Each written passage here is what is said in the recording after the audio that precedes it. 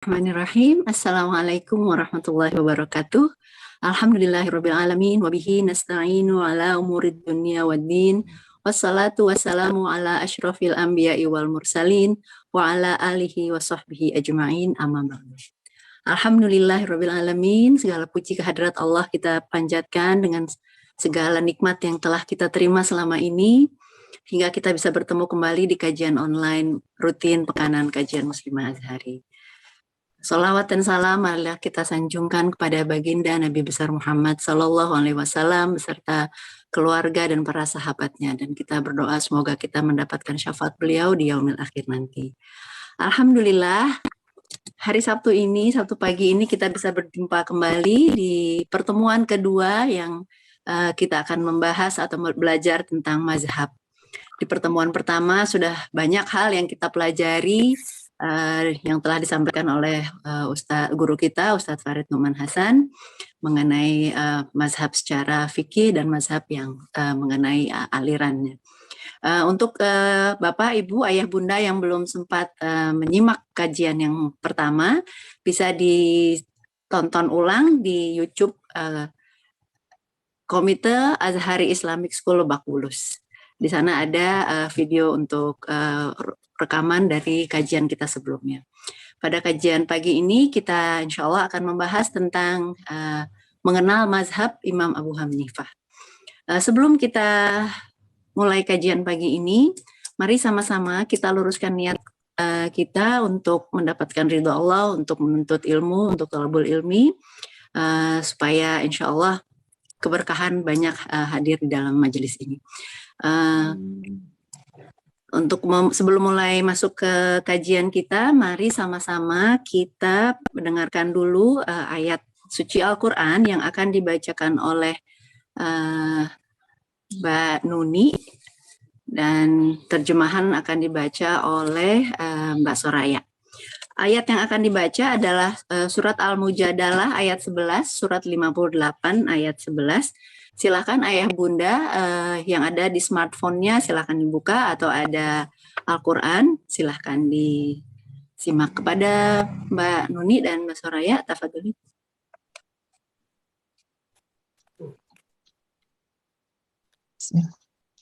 Assalamualaikum warahmatullahi wabarakatuh. A'udzu billahi minasyaitonir rajim. Bismillahirrahmanirrahim. Ya ayyuhalladzina amanu idza qila lakum lafassahu fil majalis. Idza qila lakum tafassahu fil majalisi fafsahu yafsahillahu lakum. Wa idza qila anshuzu fanshuzu yarfa'illahu alladhina amanu minkum walladhina utul ilmi darajat. Wallahu bima ta'maluna khabir. Sadaqallahul azim. Berlindung kepada Allah dari godaan syaitan yang terkutuk dengan menyebut nama Allah yang Maha Pengasih lagi Maha Penyayang. Wahai orang-orang yang beriman, apabila dikatakan kepadamu, berilah kelapangan di dalam majelis-majelis, maka lampahkanlah, niscaya Allah akan memberi kelapangan untukmu. Dan apabila dikatakan berdirilah kamu, maka berdirilah. Niscaya Allah akan mengangkat derajat orang-orang yang beriman di antara kamu dan orang-orang yang diberi ilmu beberapa derajat. Dan Allah Maha teliti atas apa yang kamu kerjakan. Maha benar Allah dengan segala firman-Nya. Wassalamualaikum warahmatullahi wabarakatuh. Waalaikumsalam warahmatullahi wabarakatuh. Masya Allah, jazakumullah khair Mbak Nuni dan Mbak Soraya. Semoga apa yang dibacakan pagi ini menambah keyakinan kita bahwa memang menuntut ilmu itu adalah sesuatu di mata Allah ya. Baik, semoga kita semua selalu bersemangat dalam menuntut ilmu. Ilmunya nggak perlu dituntut nih, tapi terus semangat untuk mencari ilmu, insya Allah.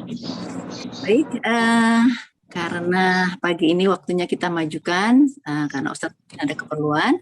Mari tanpa berpanjang kalam lagi, kita persilakan Ustadz untuk menyampaikan materi kedua hari ini mengenal mazhab Imam Abu Hanifah. Kepada Ustadz, kami persilakan. Ya, jazakallahu khairan. Iya. Bismillahirrahmanirrahim. Assalamualaikum warahmatullahi wabarakatuh.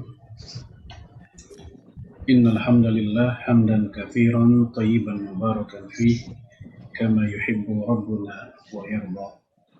Ashhadu an la ilaha illallah wahdahu la syarika lah wa ashhadu anna Muhammadan abduhu wa rasuluhu la nabiyya ba'dah. Allahumma salli wa sallim ala nabiyyina Muhammad ala alihi wa sahbihi ajma'in. Wa qala alaihi salatu wassalam kama jaa fi sahih Muslim, man salaka tariqan yaltamisu fihi ilma sahalallahu lahu bihi tariqan ila jannah. Amma ba'd. Bapak Ibu sekalian, a'azanallahu wa iyyakum.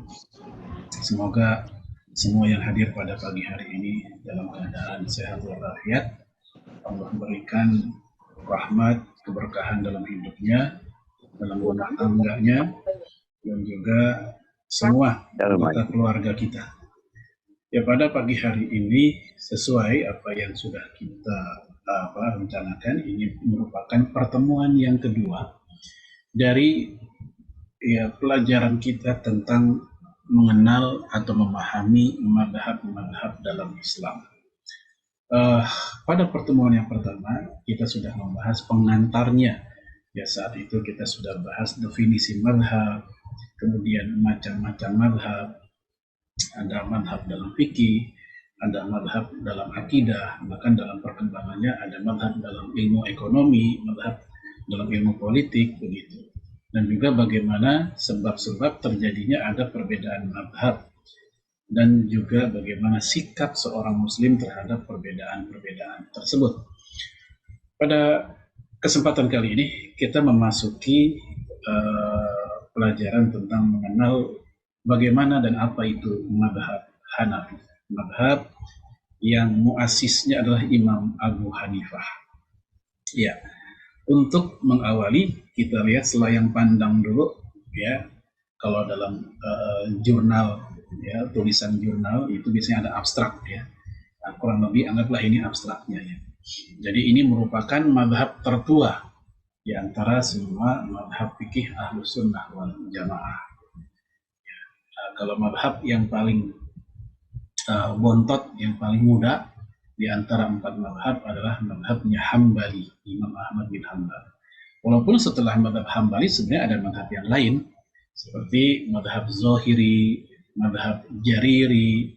Hanya saja madhab tersebut dalam peredarannya di dunia Islam hari ini sudah lenyap. Ya, walaupun buku-buku mereka masih ada, tapi untuk penganutnya yang kemudian mempertahankan pemikirannya dan menyebarkannya sudah tidak ada. Kemudian madhab Hanafi juga madhab dengan penyebaran terluas di dunia Islam. Selama ini orang menyangka madhab yang terluas adalah mazhab Syafi'i. Ternyata yang terluas dalam artian banyak dianut di negeri-negeri Muslim adalah madhab Hanafi.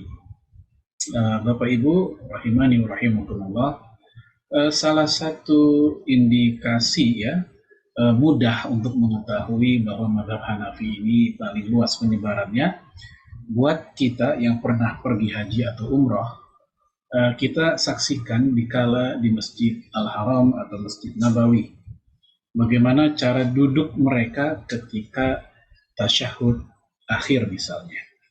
Dalam fikih madhab Hanafi, Tasyahud akhir itu duduknya adalah iftirash. Iftirash seperti duduk di antara dua sujud. Dalam fikih mazhab Hanafi, semua duduk di dalam sholat, baik tasyahud awal atau tasyahud akhir, yang sholat 4 rakaat itu cara duduknya sama, yaitu sama-sama iftirash. Tidak ada duduk tawarruk.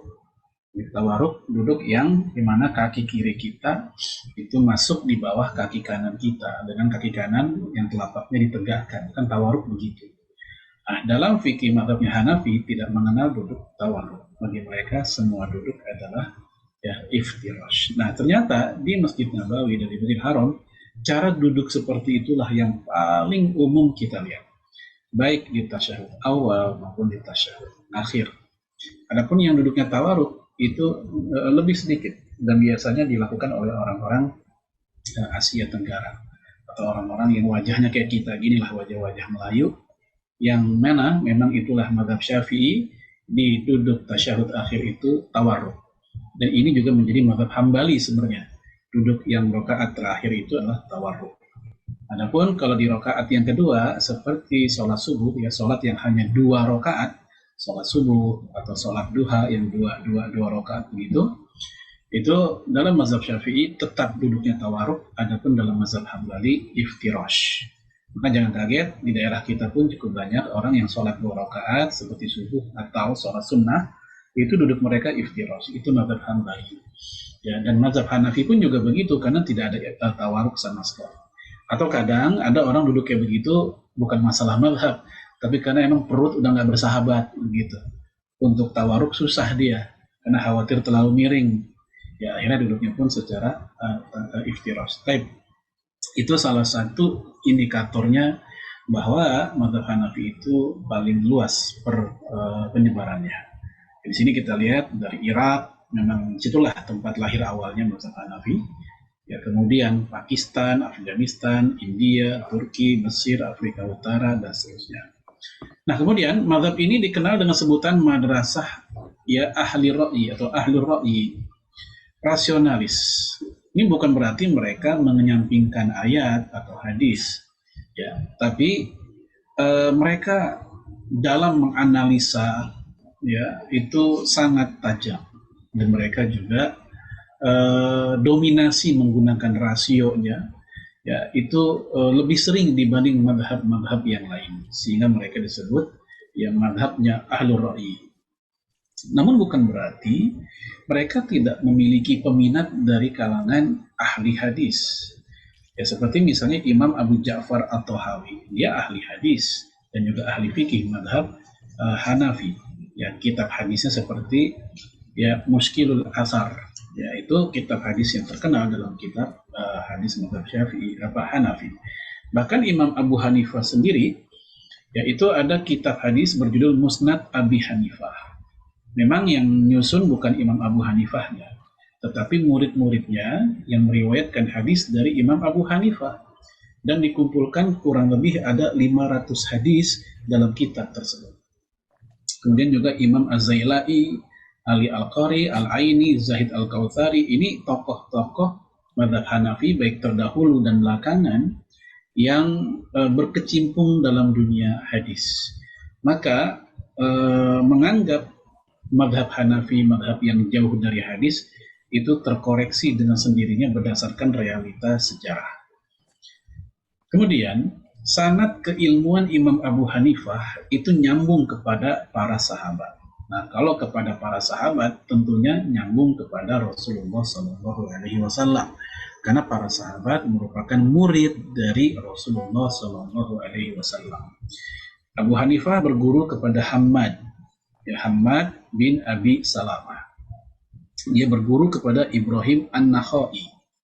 Ibrahim An-Nakhai berguru kepada Umar bin Khattab, Ali bin Abi Thalib, Abdullah bin Mas'ud, dan Ibnu Abbas. Ya, ini menunjukkan Imam Abu Hanifah, walaupun dia disebut Imam Ahlur Ra'yi, ya rasional tadi, namun tak melupakan athar, tak melupakan jejak-jejak yang berasal dari ya ulama-ulama sebelumnya hingga sampai bersambung ke Rasulullah SAW. Nah, Bapak Ibu sekalian, rahimani wa rahimakumullah, inilah gambaran tentang gambaran singkat ya tentang mazhab Hanafi. Baik, kemudian kita masuk pada perkenalan ya Imam Abu Hanifah. Siapakah dia? Nama aslinya Nu'man bin Thabit bin Zawta At-Taimi Al-Kufi. Ya. Lalu penamaan dia Abu Hanifah dari mana? Nama aslinya Nu'man, ayahnya Thabit. Ya. Penamaan Abu Hanifah ada dua versi dalam sejarah. Pertama, memang dia punya anak bernama Hanifah. Maka kunyah beliau pun Abu Hanifah, ayahnya Hanifah. Yang kedua, yang mengatakan bahwa Hanifah ini bukan nama anaknya, tapi merupakan bahasa Persia, yaitu tinta, ya, tinta dan tempatnya begitu, yang selalu dibawa oleh Imam Abu Hanifah kemana-mana. Sehingga gara-gara itu dia dipanggil dengan Abu Hanifah, ayah si tinta, ya, tempat tinta, ya, dengan tinta-tintanya, dengan pena-penanya, itu Hanifah itu seperti itu. Nah, gara-gara itulah kemudian beliau dipanggil dengan Abu Hanifah. Nah, Bapak Ibu sekalian, kunyah atau panggilan julukan itu kadang memang tidak selalu dikaitkan dengan nama anak. Ya, seperti Imam Nawawi, dia belum punya anak. Jangankan anak, istri pun tidak, karena dia sampai wafat belum sempat nikah. Tapi beliau dipanggil oleh para ulama dan para sejarawan dengan Abu Zakaria, ayahnya Zakaria, padahal dia nggak punya anak bernama Zakaria. Nama aslinya Yahya bin Syaraf An-Nawawi. Nah, dari situ Yahya dengan Zakaria, antara dua nabi, yang satu ayah, yang satu anak, sehingga disebut Abu Zakaria. Dari situ asal-muasal kenapa Imam Nawawi disebut Abu Zakaria. Baik. Kemudian kita lihat ya bahwa beliau ini orang Persia, keturunan Persia. Dari imam 4 madhab itu, Bapak Ibu sekalian, yang asli benar-benar Arab adalah Imam Syafi'i. Beliau Quraisy. Sementara Imam Ahmad bin Hambal, dia Baghdad, ya, Persia. Imam Abu Hanifah juga Persia, Kufah. Kemudian Imam Malik, dia Yaman. Ya, sementara imam-imam ahli hadis itu lebih banyak lagi yang semakin jauh dari lingkup Jazirah Arab. Seperti Imam Bukhari, Bukhara, Uzbekistan. Imam Abu Daud, ya Sijistani, semakin jauh. Kemudian ya Imam Muslim, An-Naisabur, Naisabur, itu daerah dekat-dekat Afghanistan ke atas. Kemudian juga Imam At-Tirmidzi, Tirmidz pun juga daerah jauh dari Jazirah Arab. Jadi para ulama kita itu ternyata sangat banyak yang berdarah non-Arab. Maka ini menunjukkan bahwa peluang menjadi ulama besar, ulama terkenal, ulama yang menjadi panutan, itu nggak selalu ya berdarahkan orang-orang Arab. Tapi juga orang-orang non-Arab pun ternyata mereka bahkan menjadi yang panutan atau paling utama di dalam sejarah Islam. Baik, nah maka jemaah sekalian, selanjutnya kita lihat lahir Imam Abu Hanifah 80 Hijriah. Memang ada beberapa versi ya, tapi langsung saya kutip yang paling umum, yang paling masyhur di kalangan para sejarawan. Beliau lahir tahun 80 Hijriah. Ya, kalau sekarang tahun 1443, berarti dia lahir 1300 tahun lebih yang lalu. Ya. Dan beliau sempat berjumpa dengan para sahabat Nabi. Bahkan cukup banyak. Itu para sahabat Nabi yang junior, Sigor Sahabah. Itu para sahabat Nabi yang ketika Rasul masih hidup, mereka masih anak-anak. Mereka masih sangat muda. Nah, ketika bertemu dengan Imam Abu Hanifah, saat itu Abu Hanifahnya yang masih anak-anak. Sementara para sahabat Nabi ini sudah senior, sudah tua. Nah, karena dia pernah berjumpa dengan para sahabat, bahkan beliau pun pernah meriwayatkan hadis dari para sahabat, maka Imam Abu Hanifah masuk dalam generasi tabi'in, yaitu generasi setelah sahabat Nabi. Orang yang pernah berjumpa dengan sahabat Nabi dan pernah mengambil pelajaran dari sahabat Nabi, walaupun hanya sekali, walaupun hanya satu, maka dia terkategorikan tabi'in. Dan Imam Abu Hanifah termasuk di dalamnya. Baik. Kemudian sifat fisiknya. Beliau ya jenggotnya rapi, pakaiannya bagus, karena emang dia pengusaha. Dia pengusaha garmen.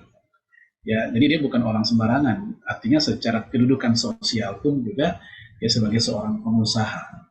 Orangnya rapi, atau istilah kita apa, parlente lah begitu ya, sendalnya bagus, pakaiannya juga rapi-rapi, bahkan dia pernah pakai mantel seharga 400 dinar.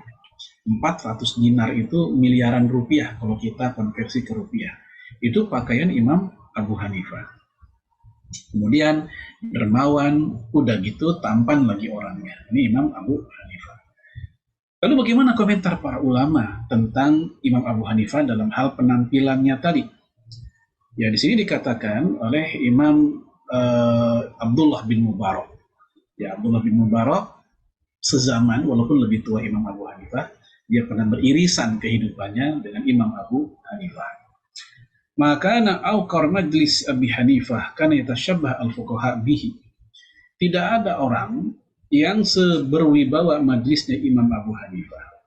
Jadi kalau dalam sebuah majlis, di situ ada Abu Hanifah, maka Abu Hanifah adalah bintangnya. Maka Imam Sufyan Ats-Tsauri yang usianya hampir sama dengan Abu Hanifah, ya, sepantar lah begitu, itu kalau lagi ketemu dengan Imam Abu Hanifah dan berjalan bareng, maka beliau akan ada di belakang Imam Abu Hanifah. Itu Imam Sufyan Ats-Tsauri, seorang ulama yang sering namanya kita dengar, dia ahli hadis dan ahli fikih juga, dan imamnya para imam. Tetapi ternyata dia pun ketika ketemu dengan Imam Abu Hanifah, beliau di belakang Abu Hanifah, dan kalau ada orang bertanya, minta fatwa, Imam Sufyan Ats-Tsauri tidak akan berani menjawab sebelum Imam Abu Hanifah dulu yang menjawab. Kemudian karena tasyabbah al-fuqaha bihi, dahulu para ahli fikih itu banyak ngikutin modelnya Abu Hanifah, caranya, ya cara penampilannya, gayanya mungkin, hingga sampai bagaimana dia berfatwa. Dia memang saat itu menjadi idolanya para ahli fikih. Wa kana Hasanus Sam, ya, dia termasuk orang yang kalau lagi diem itu nampak wibawanya gitu. Ya, kemudian juga Hasanul Wajh, ya wajahnya enak dilihat, dan juga Hasanul Thawb, dan pakaiannya pun juga bagus. Itu penampilannya. Imam Ibnu Muflih, ya beliau ya berkata bahwa pengarang Al-Muhib dari kalangan Hanafiyah yang mengatakan irtada birida'in tsamin. Nah, ini saya ceritakan tadi. Ya, beliau menggunakan mantel biridain dengan rida itu bisa sorbannya, bisa kainnya. Ya qimatuhu, ya harganya arba'umi'ah dinar, 400 dinar. 1 dinar itu 4,25 gram emas. Nah, ibu-ibu, bapak bisa ngitung dah. 1 dinar 4/4 gram emas. Kalau 1 gram sekarang 900.000, ya saya juga nggak tahu berapa ya, mungkin sejuta. Nah, kalau kita mau lempengin, anggaplah sejuta. Sejuta kali 4,25. Ya, 4 jutaan. 1 dinar itu 4 juta rupiah. Dikali 400. Maka 1,6 miliar. Itu pakaian mantelnya Imam Abu Hanifah. Wa kana yajuruhu 'alal ard. Dan pakaiannya itu sampai nyengser, kalau bahasa orang Depok itu, sampai menjuntai, kena ke ard itu lantai, bumi. Fakil, maka ada orang yang bertanya lahu kepada dia, awalasna nuhina, bukankah kita dilarang menggunakan pakaian seperti itu? Maksudnya sampai nyengser ke isbal, ya, sampai nyengser ke tanah. Ya, anhadha, dari hal ini kita dilarang. Lalu ternyata Imam Abu Hanifah menjawab, inna madzalik bidawil khuyala walasna minhum. Yang dilarang itu kalau pakai pakaian begitu khuyala. Khuyala itu sombong. Ada mental sombongnya, ada mentalitas bergaya-gayanya. Walasna minhum, sementara kita kan nggak kayak mereka, nggak pakai dalam keadaan sombong, nggak begitu pakai, sekedar pakai aja. Nah, ini tentang penampilan sifat fisik Imam Abu Hanifah. Kemudian keteguhannya terhadap sunnah Nabi. Disebutkan dalam kitab Siyar A'lamin Nubala, Imam Zahabi bercerita, wa an Abi Muawiyah Ad-Dharir, dari Abu Muawiyah Ad-Dharir, dia berkata, ya hubbu Abi Hanifah minas sunnah. Abu Hanifah sangat berkomitmen dengan sunnah Nabi Shallallahu Alaihi Wasallam, sangat cinta dia dengan sunnah Nabi.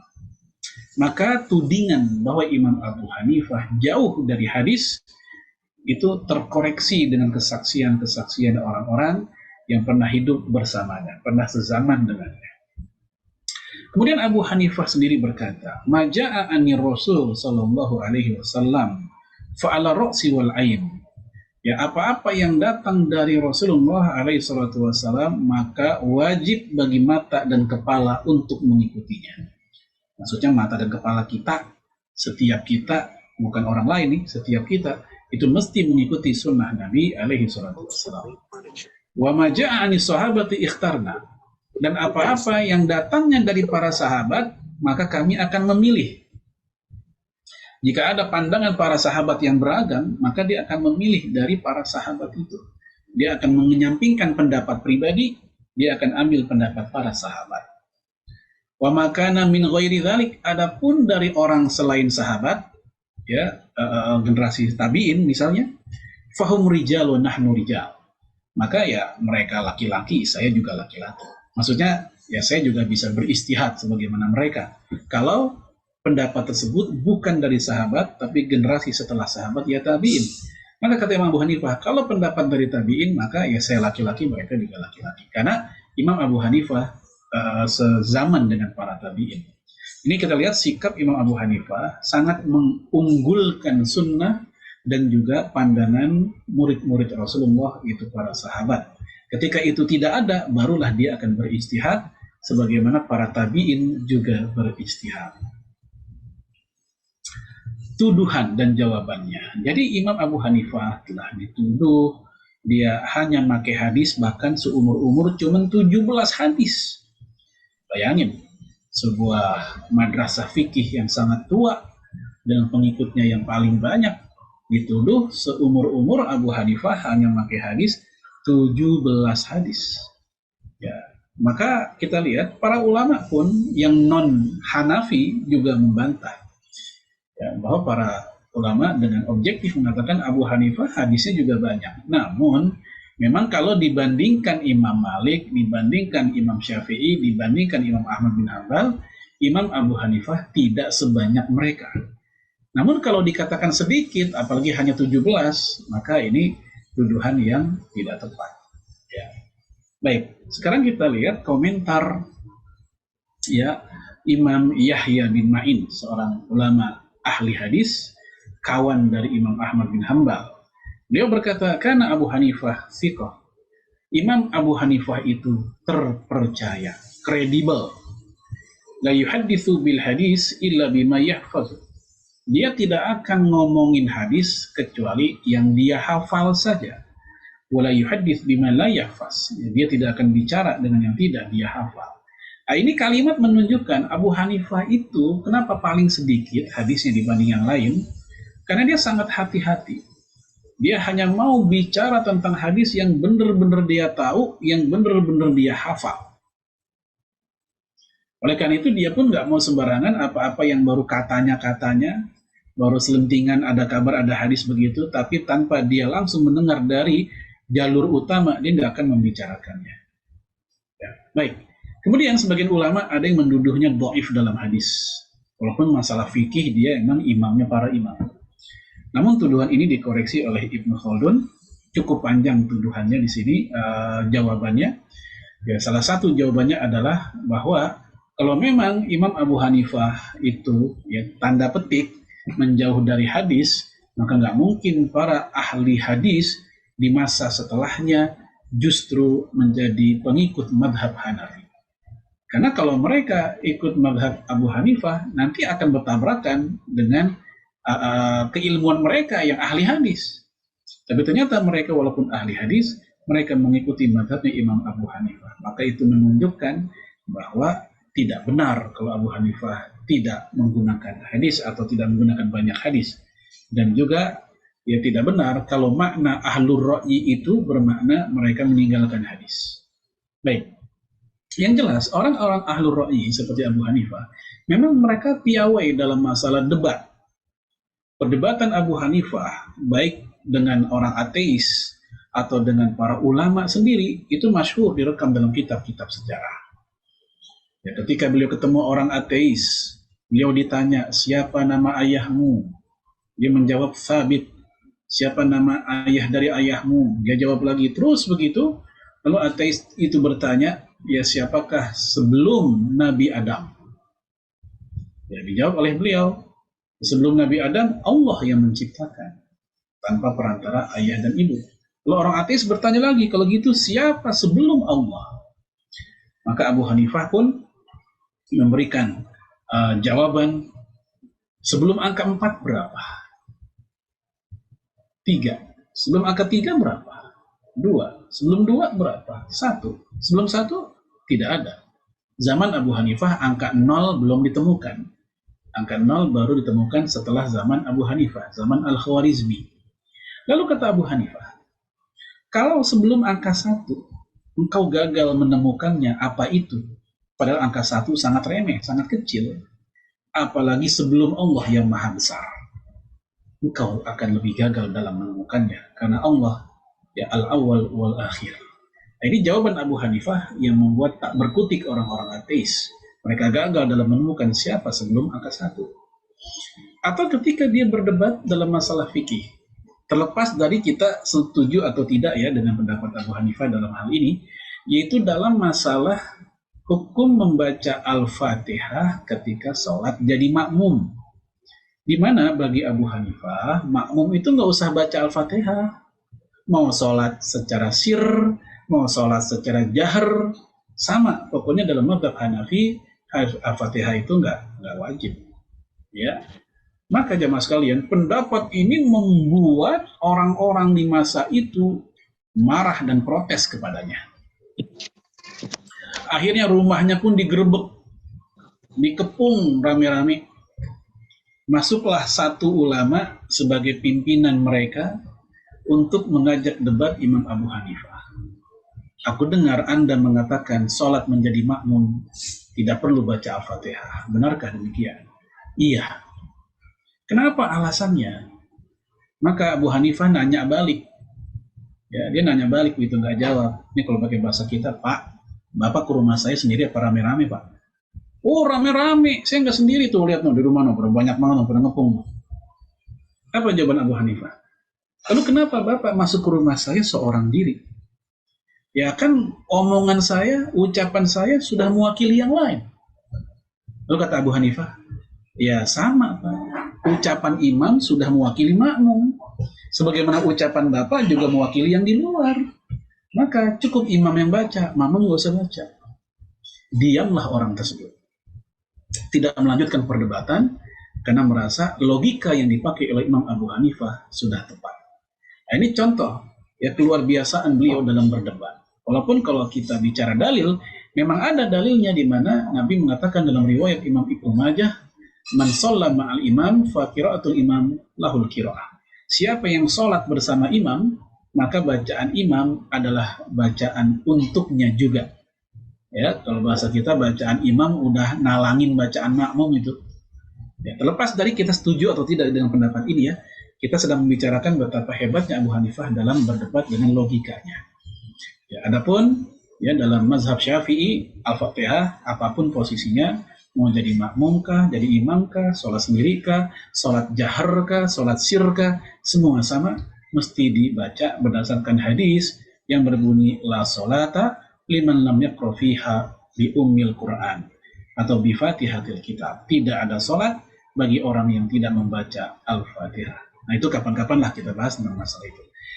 Kita lihat tadi tentang kehebatan Abu Hanifah dalam ilmu perdebatan beliau. Namun bukan berarti beliau meninggalkan hadis. Beliau banyak menggunakan hadis dan sudah saya sampaikan tadi sampai ada kitab hadis berjudul Musnad Abi Hanifah. Kemudian kita masuk pada akhlak dan ibadahnya Imam Abu Hanifah. Asad bin Amru berkata, Anna Abu Hanifah rahimahullah sallal isya'a wa subha biwudu'i arba'ina sanah. Bahwa Abu Hanifah rahimahullah melakukan sholat isya dan sholat subuh dengan sekali wudhu selama 40 tahun lamanya. Maksudnya apa sekali wudhu di sini? Wudhu sholat isya itu untuk sholat subuh. Dan itu dia lakukan bukan 1 malam, tapi 40 tahun. Berarti apa? Nggak pernah tidur, sebab kalau tidur kan batal wudhunya. Berarti dia kalau lagi malam nih, salat isya nih, kemudian besok subuhnya, beliau sholat tetap pakai wudhu subuh. Ya, itu menandakan secara implisit beliau itu ketika ba'da sholat isya, dia nggak tidur. Ya, entah tilawah, entah dia tahajud. Emang dia dikenal al-watad. Ya, dia dijuluki al-watad. Apa al-watad? Watad itu artinya tiang, pemancang. Saking lamanya dia sholat malam, dijuluki al-watad, tiang. Nah, dia hanya menggunakan 1 kali wudhu untuk sholat subuh, itu sholat isya. Dan dia lakukan bukan 1 malam, 2 malam, setahun, 2 tahun, tapi 40 tahun. Coba kalau kita kayak gitu, udah kurus kering dah itu, kalau malam begadang mulu kan. Tapi ini Imam Abu Hanifah. Kemudian Imam Az-Zahabi menyebutkan berbagai pujian ulama tentang akhlak dan ibadahnya. Inilah ya, mohon maaf ya, kita agak ngiri dengan ulama terdahulu. Kalau melihat kehidupan mereka kayak dongeng.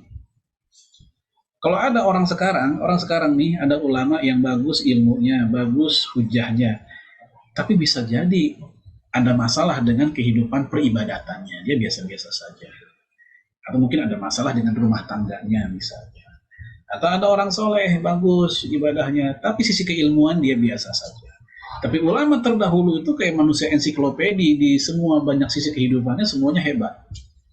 Masuk Imam Abu Hanifah. Kita lihat, wa'an Syarif. Dari Syarif dia berkata, qala kana Abu Hanifah ya tawilus samt. Abu Hanifah itu lama diamnya. Ya, diamnya bukan diam karena pendiam, tapi dia renung, berpikir, ya perlu nggak dia bicara. Kathirul aql, dan banyak akalnya, maksudnya cerdas. Waqala Abu Asim An-Nabil, ya Abu Asim An-Nabil mengatakan, karena Abu Hanifah yusamma al-watad. Imam Abu Hanifah dinamakan al-watad li kathrati sholatihi, karena banyak sholatnya, ya panjang sholatnya, banyak sholatnya. Bahkan dalam kisah yang lain, ada anak kecil, dia saban bangun tengah malam ngeliatin Abu Hanifah lagi sholat kan berdiri. Dalam pandangan anak itu dikira pohon. Begitu pagi dia lihat itu pohon sudah tidak ada. Ya, sehingga anak ini pun ngadu ke ayahnya, ayah, itu kok di rumah tetangga kita ada pohon yang kalau malam-malam ada, tapi kalau udah pagi udah nggak ada pohonnya. Bapaknya bingung, pohon apaan? Malam ada, pagi udah nggak ada. Ya, malam berikutnya si anak melihat lagi, Abu Hanifah lagi sholat malam, lama banget berdirinya. Maka dianggap kayak pohon. Begitu pagi, nggak ada lagi. Dia cerita lagi ke ayahnya. Akhirnya si ayahnya pun penasaran mau lihat juga. Ternyata yang dia lihat itu bukan pohon, itu Imam Abu Hanifah lagi sholat malam. Ya, kelihatan mungkin dari bayangan kamarnya atau apa. Maka dia dijuluki al-watad. Itu orang yang bagaikan kayak pancang tiang, keker, kokoh, nggak goyang-goyang, saking lamanya dia membaca dalam berdiri sholat malamnya. Kemudian warawa Ibnu Ishaq As-Samarqandi anil Qadi Abi Yusuf qol kana Abu Hanifah yakhtimul Quran kulla lailah fi raq'ah. Abu Yusuf, murid dan sekaligus kawan Abu Hanifah, bercerita, Abu Hanifah itu menghatamkan Al-Quran setiap malam dalam 1 rakaat. 1 rakaat khatam. Kalau kita 1 rakaat khatam, jadi imam kayak gitu, makmum berbubar gitu. Ini Abu Hanifah 1 rakaat khatam. Kemudian ya Yahya bin Abdul Hamid Al-Hamani an abihi annahu sahiba Abu Hanifah 6 ashhur. Qala fama ra'aituhu shalla al-ghadata ila bi wudu'i isya al-akhirah. Ya, bahwasanya ya dari ayahnya Abdul Hamid Al-Himani menceritakan bahwa ayahnya ini menemani Abu Hanifah selama 6 bulan. Ya, lagi ada perlu 6 bulan selalu bersama Imam Abu Hanifah. Dia berkata, aku belum pernah melihatnya sholat subuh melainkan dengan wudhu sholat isya, sama yang kayak tadi. Dan dia senantiasa menghatamkan Al-Quran setiap malam pada waktu sahur. Pada waktu sahur ya, sepertiga malam terakhir gitu, itu waktu dia menghatamkan Quran. Kemudian diriwayatkan bahwa Imam Abu Hanifah menghatamkan Al-Quran sebanyak 7.000 kali. Baik. Kemudian kita masuk pada sanjungan keilmuannya. Hayyan bin Abu Musa Al-Marwazi berkata, Su'ila Ibnul Mubarak, Ibnu Mubarak ditanya, ya Malik afqah atau Abu Hanifah? Siapa yang lebih faqih, yang lebih faham fikih, yang lebih faham ilmu agama? Ya, antara Imam Malik dan Imam Abu Hanifah. Abdullah bin Mubarak menjawab Abu Hanifah. Padahal Imam Abdullah bin Mubarak pernah mengomentari sebuah hadis, mungkin Bapak Ibu pernah dengar ya, ada hadis yang menceritakan bahwa ya semua manusia, semua ilmu akan kembali kepada kota Madinah.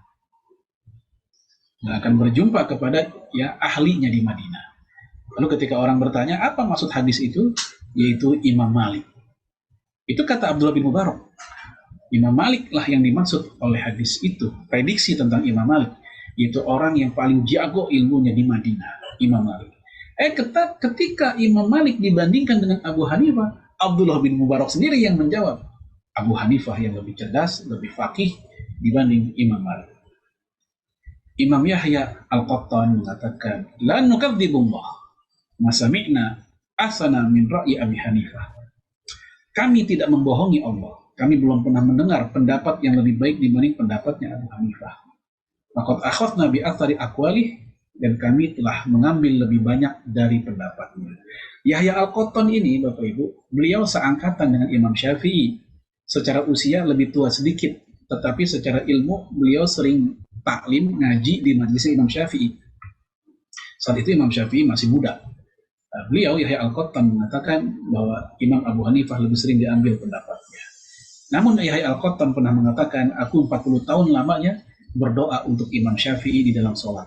Sama seperti Imam Ahmad bin Hanbal juga demikian kepada Imam Syafi'i. Kemudian Imam Ibnu Mubarak dia berkata, in kana al-athar qad urifa wa hatija ila ra'yi. Kalau seseorang sudah tahu adanya dalil dari asar, maka hendaknya dia pun juga berdalil pakai pendapat para ulama. Nah ini penting nih jamaah nih. Karena ada orang yang nggak mau mengambil penjelasan para ulama. Cukup bagi kami Quran dan hadis saja. Lah masalahnya Anda siapa? Kalau Anda termasuk ulama, langsung ngambil dari Quran dan hadis, ngerti bagaimana cara pengambilannya, kaidahnya, oke, silahkan. Tapi kalau kita bukan para ulama, kita tahu kadar diri kita. Makanya para ulama pun ngasih nasihat. Kalaupun udah datang athar, datang hadis kepada kita sebagai dalil, maka berhujahlah juga dengan pendapat. Pendapat siapa? Pendapat para ulama. Farra'yu Malik wa Sufyan wa Abi Hanifah. Yaitu pendapatnya Imam Malik, pendapatnya Sufyan Ats-Tsauri, dan pendapatnya Abu Hanifah. Wa Abu Hanifah ahsanuhum, dan Abu Hanifah itu pendapatnya paling bagus. Wa adaquhum, dan paling detil, paling dakik, paling mendalam. Ya fatonah, kecerdasannya. Wa aghwasuhum alal fiqh, dan juga paling dalam, lebih faqih dibanding yang lain. Wa huwa afqah as-salasah. Di antara tiga orang ini, Abu Hanifah lah yang lebih faqih, ya, yang lebih paham fikihnya. Taib ya, dan lain-lain. Ini semua pujian nggak saya bacain. Ini sudah cukup ya penjelasan tadi bahwa luar biasanya ilmu, kemudian apa ketajaman Imam Abu Hanifah, keluasan wawasan ilmunya dari Imam Abu Hanifah. Ini yang luar biasa di sini nih. Silakan lihat yang bawah nih. Ya, Muhammad bin Bishr berkata, aku pernah bergantian mengunjungi Sufyan Ats-Tsauri dan Abu Hanifah. Nah, mereka berdua saling memuji. Ketika aku mendatangi Abu Hanifah, dia bertanya, kamu dari mana? Aku jawab, aku datang dari sisi Sufyan Ats-Tsauri. Abu Hanifah menjawab, engkau datang dari sisi seorang laki-laki yang seandainya Alqamah dan Al-Aswad melihat orang itu.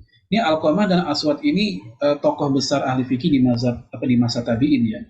Seandainya Alqamah dan Al-Aswad melihat orang itu, melihat Sufyan Ats-Tsauri, maka mereka berdua akan berhujjah dengannya. Ini pujian Abu Hanifah kepada Sufyan Ats-Tsauri. Ya, bahwa Sufyan Ats-Tsauri itu luar biasa ilmunya, sehingga kalau dua orang tabi'in senior ini masih hidup, niscaya mereka akan ngaji juga kepada Sufyan Ats-Tsauri. Lalu aku datang ke Sufyan Ats-Tsauri gantian. Dia nanya, kamu dari mana?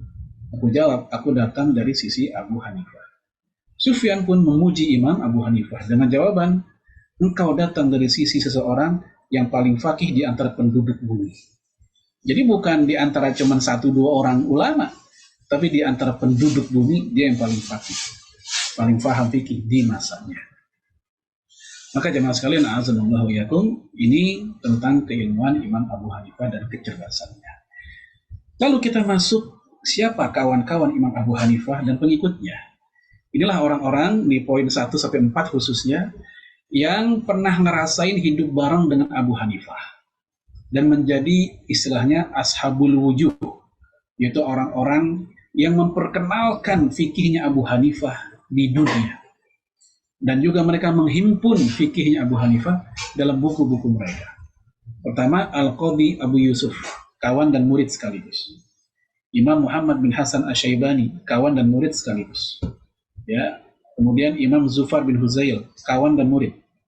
Hasan bin Ziyad, kawan dan murid. Dan mereka hidupnya pernah ketemu langsung dengan Imam Abu Hanifah. Barulah yang kelima dan seterusnya, ini tokoh-tokoh para ulama, baik ulama hadisnya dan para faqihnya, yang menyebarkan, mengajarkan, mempertahankan ya fikih mazhab Imam Abu Hanifah hingga sampai nyampe ke hari ini ke zaman kita. Imam Ibnu Abidin dia hidup 2 abad yang lalu, ya belum terlalu lama lah. Dia seangkatan dengan Syekh Muhammad bin Abdul Wahab yang kemudian kita kenal sebagai pembawa ajaran Wahabiyah. Itu seangkatan, ya lebih tua Syekh Abdul Wahab sedikit lah. Ya, tapi mereka sempat sezaman, ya, sempat bertemu beririsan zamannya. Kemudian kita masuk pada beberapa pendapat unik mazhab Hanafi yang dianggap berbeda dengan yang lain. Ya, contoh aja, bolehnya sholat dengan bahasa Persia. Ya, ini Imam Abu Hanifah. Wah, ini kalau kita di Indonesia lama-lama ada yang bilang, oh kok gitu boleh dong pakai bahasa Jawa. Kenapa bahasa Persia? Karena Abu Hanifah kan orang Persia. Ya, orang Irak sana. Oleh karena itu pendapat ini dianggap unik karena menyendiri. Ya, tidak ada ulama lain ya selain beliau rahimahullah yang mengatakan demikian. Haramnya semua hewan air kecuali ikan. Ya, beliau mengharamkan makan udang, sotong, rajungan, kerang. Nah, beliau termasuk yang mengharamkan. Halal hanya ikan saja. Ini berita duka cita buat para pencinta seafood. Ya. Apa alasan Abu Hanifah? Yaitu ayat yang berbunyi, "Uhilla lakum saydul bahr", dihalalkan buat kalian hasil buruan laut, hasil tangkapan laut. Kata beliau itu maksudnya ikan. Karena orang nelayan pasti tujuannya buat nyari ikan. Adapun ketika dapat yang lain itu bonus. Ya, dari mana dia berdalih bahwa itu maksudnya ikan? Dari hadis yang berbunyi, "Uhillat lana maitatan wa daman", dihalalkan buat kita 2 bangkai dan 2 darah. Apakah 2 bangkai? Al-hud wal jarad, yaitu ikan dan belalang. Maka hadis ini ketika disebut ikan, maka itu maksudnya menjelaskan ayat tadi. Sehingga yang lain nggak termasuk. Nah, inilah yang membuat pendapat Imam Abu Hanifah ini menyendiri dibanding yang lain. Karena yang lain mengatakan semua makhluk air, makhluk laut, selama nggak berbahaya dikonsumsi, itu halal. Gitu. Bolehnya berwudu dengan air perasan buah, air perasan anggur misalnya, seperti nabidh, ya. Beliau membolehkan wudu dari situ. Nah, sementara umumnya ulama mengatakan tidak, karena wudu hanya sah dengan air yang tohir dan tohur, yang suci dan mensucikan. Kemudian wajibnya sholat witir. Bagi mereka witir itu wajib. Wajib bukan hanya 5, tapi sholat witir. Nah, ternyata wajib ala mazhab Hanafi itu bukan fardu, dia di bawah fardu, namun di atas sunnah. Kemudian wajibnya sholat id, ini pandangan Abu Hanifah atau mazhab Hanafi juga pengikutnya. Ya, sementara jumhur mengatakan sunnah muakkadah. Kemudian bolehnya laki-laki menikahi wanita yang dia hamili dan dia tetap sebagai ayah nasabnya secara sah, alias walaupun tuh anak zina, anak hasil dari perzinahan, tetap ayahnya sah sebagai wali dan sebagai nasabnya. Ini pendapat Abu Hanifah. Adapun dalam mazhab yang lain, yang namanya pelaku perzinahan lalu dia menikahi wanita yang dia zinai yang sedang hamil, itu baru boleh menjadi ayah nasab atau wali itu kalau dia nikahi sebelum kehamilannya 4 bulan. 2 bulan dinikahi, sehingga itu anak lahir setelah 6 bulan pernikahan. Anaknya lahir setelah 6 bulan pernikahan. Syekh Wahbah Zuhairi mengatakan, nah si ayahnya itu dia boleh tetap menjadi bin dan walinya. Namun kalau pernikahannya di atas 4 bulan, ya 4 bulan, 5 bulan, sehingga itu anak lahir baru 3 bulan habis nikah udah lahir gitu, maka si anak tersebut tidak dibinkan kepada ayahnya dan juga tidak diwalikan oleh ayahnya. Itu dalam mazhab yang lain. Tapi kalau mazhab Abu Hanifah, mau nikah kapanpun kek, ya si ayahnya tetap sah menjadi wali dan dinasabkan kepadanya. Nah, ini yang saya katakan unik yang berbeda dengan yang lainnya. Kemudian nikah tetap sah walau tanpa wali. Nikah nggak pakai wali sah. Bagi mereka, bagi mazhab Hanafi, wali itu bukan rukun pernikahan. Jadi walaupun walinya nggak ada, yang penting ada saksi, ada 2 pengantin, ada ijab kabul, ya maka bagi mereka itu udah cukup. Dan tentunya ada mahar. Nah ini dalam mazhab Abu Hanifah. Kemudian sahnya sholat walau tanpa membaca Al-Fatihah. Tadi sudah kita bahas. Walaupun ini bukan hanya pendapat beliau, ini juga pendapat Sufyan Ats-Tsauri dan Al-Auza'i. Sahnya bayar zakat fitrah walau sebelum Ramadan. Bahkan hingga 10 tahun sebelum Lebaran. Ini sekarang tahun 2022 nih. Buat Lebaran tahun 2032, ya kita udah boleh bayar zakat fitrahnya sekarang. Ini ada dalam kitab-kitab mazhab Hanafi. Ada yang mengatakan setahun, 5 tahun, bahkan 10 tahun. Walaupun pendapat ini dalam kenyataan praktek sehari-hari di negeri-negeri mazhab Hanafi pun itu udah jarang dipakai. Ya, mereka makainya sebagaimana umumnya umat Islam sebenarnya. Namun secara khazanah keilmuan itu ada dalam fikih mazhab Hanafi yang dianggap bagian dari keunikan ya fatwa atau pendapat golongan Hanafiyah dan lain-lain. Baik. Kemudian kitab-kitab standar mazhab Hanafi. Ya, apa saja? Ini tentu nggak semua yang kita angkat ya. Yang pertama, kitab usul fikih yaitu Al-Mabsut yang disusun oleh Imam As-Sarakhsi. Kemudian Al-Asbah wa Nazair, Imam Ibnu Nujaim. Ada beberapa kitab yang judulnya sama, Al-Asbah wa Nazair juga, seperti Imam Suyuti, mazhab Syafi'i. Kemudian Imam As-Subki, Syafi'i juga, dia pun juga bikin kitab berjudul Al-Asbah wa Nazair. Dan semuanya sama-sama kitab tentang usul fikih dan kaidah-kaidahnya. Yang kedua, kitab fikihnya, Fiqhul Akbar, fikih besar. Ini merupakan pemikiran Imam Abu Hanifah yang dibukukan oleh murid-muridnya. Walaupun judulnya Fiqhul Akbar, fikih besar, namun isinya bukan fikih sebenarnya, ini akidah. Karena orang dulu menamakan ilmu fikih itu juga akidah. Menamakan ilmu akidah juga fikih. Karena fikih secara bahasa artinya al-fahmu, pemahaman. Di masa-masa selanjutnya lah kemudian ilmu fikih itu ya menjadi sebuah kajian tersendiri yang lepas dari ilmu akidah. Dan lain-lain, ini nama-nama judul kitab yang standar dipakai oleh para pengkaji ketika mengutip pendapat-pendapat golongan Hanafi. Alias ketika ngambil pendapat golongan Hanafi di luar dari kitab-kitab standarnya, tentu hal itu belum bisa dipastikan sampai benar-benar kelihatan wujud di dalam kitab-kitab mereka yang mu'tabar, ya, yang bisa dijadikan standar atau rujukan. Kemudian Bapak Ibu sekalian, azanallahu iyyakum, kita masuk pada sumber pengambilan hukum mazhab Hanafi. Semua mazhab sepakat, mau Hanafi kek, ya Syafi'i, Hambali, atau Maliki, bahwa hukum Islam sumbernya adalah Al-Quran, As-Sunnah, Ijma, dan Qiyas. Ya, contoh ijma, kalau untuk Quran Sunnah tentu saya nggak ambil contohnya karena emang udah biasa itu ya.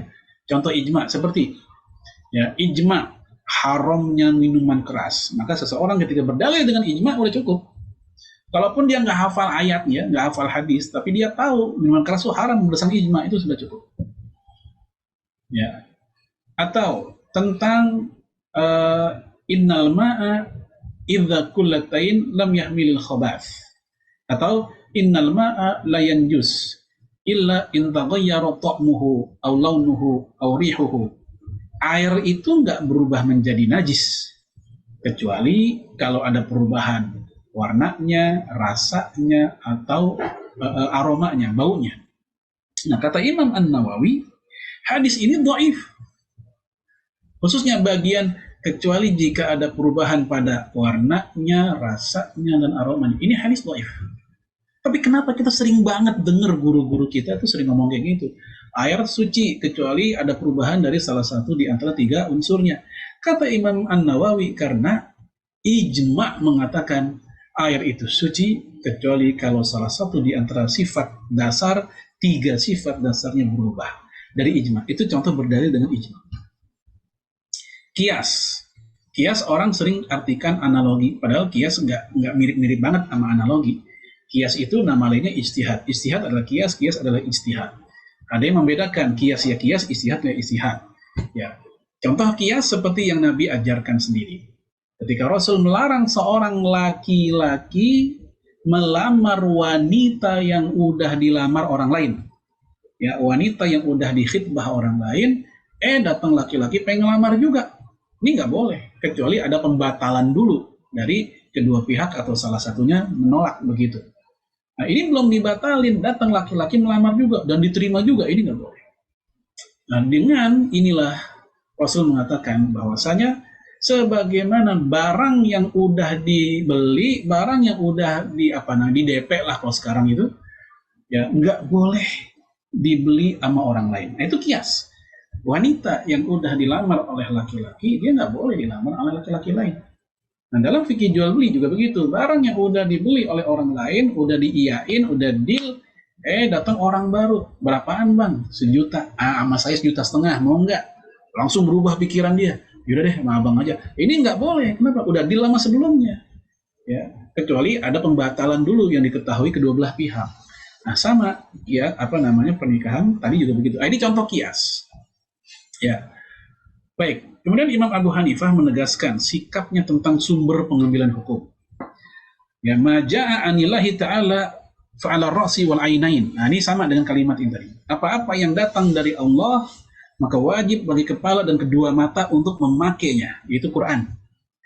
Wa maja'a ani Rasul alaihi salatu wassalam, ya, apapun yang datang dari Rasulullah, yaitu sunnah, fasam'an wa ta'atan, maka kita harus dengerin dan taati.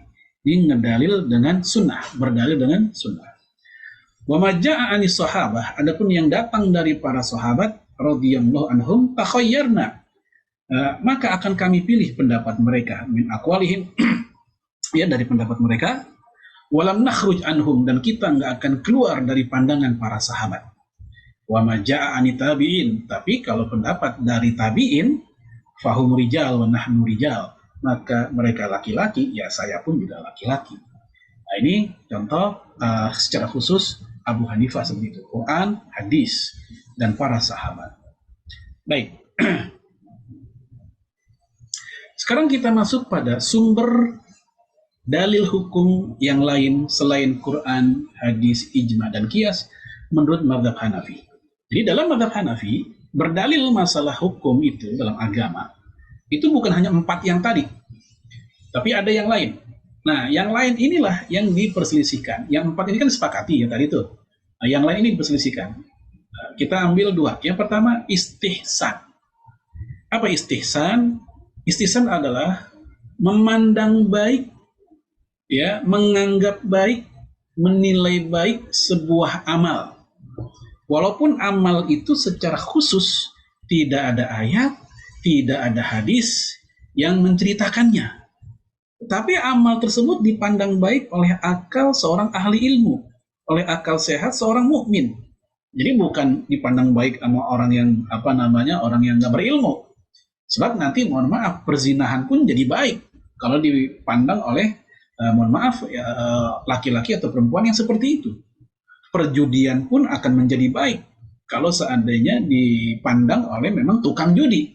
Maka yang dimaksud istihsan ini adalah yang dipandang baik oleh para ulama dengan ilmunya dan juga oleh orang-orang soleh, ya, dengan akhlaknya, nggak hawa nafsu. Dalil istihsan, kita lihat di sini ayatnya yang dijadikan dalil oleh mereka. Alladzina yastami'una al-qawla fayattabi'una ahsanahu ulaika alladzina hadahumullah wa ulaika hum ulul albab. Yaitu orang-orang yang mendengarkan perkataan lalu mengikuti apa yang paling baik, yang paling ahsan di antaranya. Mereka itulah yang mendapatkan petunjuk dari Allah dan mereka lah orang-orang yang berfikir. Ayat kedua sebagai dalil istihsan. Wattabi'u ahsana ma unzila ilaikum min rabbikum min qabl. Ikutilah apa-apa yang lebih baik dari yang diturunkan Tuhanmu kepadamu sebelumnya. Nah, ini dalil dari Quran. Adapun dalil dari hadis, fama ra'al muslimuna hasanan fahuwa indallahi hasanun wa ma ra'aw sayyi'an fahuwa indallahi sayyi'un. Apa-apa yang dipandang baik oleh kaum muslimin, maka di sisi Allah itu juga baik. Dan apa-apa yang dipandang buruk oleh kaum muslimin, maka di sisi Allah itu juga buruk. Nah, ini menunjukkan bahwa istihsan itu ada dasarnya menurut golongan Hanafi. Ya, yang dipandang baik oleh kaum muslimin apa maksudnya? Itu yang dipandang baik oleh para ahli ilmunya yang saya katakan tadi. Sebab kalau dipandang baik semata-mata orang Islam, tergantung keislamannya kan. Ya, tadi saya katakan kalau orang Islam yang demen mabuk, ya dia anggap mabuk itu bermanfaat, maka dia akan anggap baik itu mabuk. Maka mesti kita syarah dulu nih, muslim yang bagaimana yang dimaksud, yang memandang baik, yang kemudian Allah pun juga memandangnya sebuah kebaikan. Baik, ini definisi tambahan yang disampaikan oleh para ulama mazhab Hanafi, ya bahwa istihsan itu menganggap sesuatu dan meyakininya sebagai hal yang baik. Istahsantu kada, yaitu i'taqadtuhu hasanan, saya meyakininya hal yang baik. Ini definisi ya dari sebagian ulama mazhab Hanafi, Imam Abdul Baqa Al-Hanafi. Ya, ada juga yang mengatakan bahwa istihsan itu adalah meninggalkan kesulitan untuk mendatangkan kemudahan. Meninggalkan yang ribet-ribet, yang susah-susah, ya, untuk mendatangkan hal yang longgar, yang mudah. Dan ini merupakan hal yang pokok dalam agama. Yuridullah bikumul yusra wala yuridu bikumul usra. Itu dalilnya. Kemudian Rasul mengatakan sebaik-baiknya agama adalah yang mudah bagimu. Ini dalil istihsan yang kedua dari Imam As-Sarkhasi. Nah, contoh sekarang. Contoh berdalil dengan istihsan. Memanfaatkan uang panas. Uang yang haram atau nggak jelas halal haramnya, ya syubhat misalnya, tapi dipakai buat kepentingan umum. Karena di satu sisi kita juga nggak boleh menyia-nyiakan harta, seperti membuangnya ke tanah atau ke tempat sampah atau ke laut misalnya, atau ke empang. Ya ada harta haram, harta apa misalnya, harta riba, kita buang gitu aja, nggak boleh. Tapi dipakai buat pribadi juga haram, gimana? Maka diberikan untuk kepentingan umum. Itu cara yang baik. Nah, karena kepentingan umum nggak masuk perut. Dan kepentingan umum ini masuk kategori tak ada pemiliknya. Karena umum, siapapun bisa memanfaatkan. Seperti untuk jembatan yang rusak, buat jalanan rusak. Ini contoh berdalil dengan istihsan. Contoh kedua, meninggalkan beberapa amal sunnah karena khawatir muncul fitnah. Dalam keadaan normal, itu amal sunnah mesti kita lakukan. Tapi mungkin ada kondisi yang kalau kita lakukan, khawatir muncul fitnah. Apa fitnah di sini? Ya ujian. Ujian yang berupa mungkin ya kita dikata-katain atau kita dimusuhin. Contoh seperti kaum laki-laki misalnya, sunnahnya mewarnai rambut merah dan kuning. Itu Rasul mengatakan dalam hadis yang cukup banyak. Hammiru wa safiru wa khalifu bil yahud. Ya, wa khalifu bil majus. Merahilah rambut kalian, kuningilah rambut kalian. Berbedalah kalian dengan orang-orang Yahudi, dengan orang Majusi. Nah, ceritanya, misal saya gitu ya. Saya mewarnai rambut saya menjadi merah atau kuning, atau jenggot saya menjadi kuning atau merah. Datang ke majelis taklim pakai rambut kayak begitu. Waduh. Itu kan jadi bahan omongan. Kenapa ustadznya jadi alay begini? Gitu. Dan masyarakat belum teredukasi terhadap sunnah tersebut. Yang muncul apa? Masa sih sunnah Nabi kayak begitu? Yang diingkari bukan orangnya, tapi sunnahnya yang diingkari. Itulah yang dimaksud dengan khawatir muncul fitnah. Kita meninggalkan sunnah supaya meninggalkan fitnah, supaya jangan sampai ada fitnah. Contoh yang lain misalnya, seorang yang meyakini kunut subuh itu sunnah. Ya, ceritanya dia datang di masjid yang tidak ada kunut subuh. Karena dia bacaannya bagus, oleh imam setempat dipersilakan untuk menjadi imam orang-orang situ. Nah, dia tahu makmumnya nggak ada yang kunut. Maka dia pun akhirnya tidak berkunut. Yang menurutnya kunut subuh itu sunnah. Untuk apa? tidak memunculkan keributan dan kekagetan dengan jamaah setempat. Nah, ini contoh. Meninggalkan yang sunnah demi menjaga atau menghindari dari fitnah. Ini dari istihsan. Yang terakhir, ya, madhab atau cara atau sumber hukum bagi madhab Hanafi adalah urf, tradisi, kebiasaan, adat. Ini juga dipakai oleh mazhab Syafi'i. Apa artinya? Yaitu apa yang telah dikenal oleh manusia dan berjalan dalam kehidupan mereka, baik perkataan, perbuatan, atau meninggalkan perbuatan. Dan dinamakan adat atau kebiasaan, walaupun ada sedikit perbedaannya. Jadi kalau tradisi, urf, itu kebiasaan yang terjadi secara kolektif di masyarakat. Itu urf. Kalau kebiasaan pribadi, individu, itu lebih sering diistilahkan dengan adat. Makanya ada istilah al-adat muhakkamah. Kebiasaan itu menjadi standar hukum. Contoh, seorang ibu, seorang wanita biasanya haid cuma 7 hari. Emang kebiasaannya segitu, 7 hari dia. Tahu-taunya baru 3 hari, udah berhenti. Jadi jangan ngambil sikap buru-buru, jangan merasa udah selesai, udah bersih. Tapi kembalikan kepada al-adat, kebiasaan dia pribadinya. Ya, dengan kaidah tadi al-adat muhakkamah. Kebiasaan itu menjadi standarnya. Jangan buru-buru mandi, ya, tetapkan sesuai kebiasaan. Itu buat individu. Adapun untuk skup komunitas atau masyarakat, lebih sering digunakan istilah uruf, tradisi. Walaupun esensinya sama-sama kebiasaan. Baik, kemudian penggunaan uruf atau tradisi sebagai dalil mesti memenuhi syarat. Apa syaratnya? Yaitu dikala tidak ada nas, nggak ada dalil. Baik Quran, sunnah, ijma. Yang bertentangan dengan kebiasaan tersebut. Jadi, tradisi sebagai dalil itu hanya boleh dipakai kalau Al-Quran, Sunnah, dan Ijma nggak ngomongin, nggak membicarakan, nggak membahas. Tetapi memang kebiasaan ini pun tidak bertentangan dengan Quran, Ijma, atau Sunnah dan Ijma.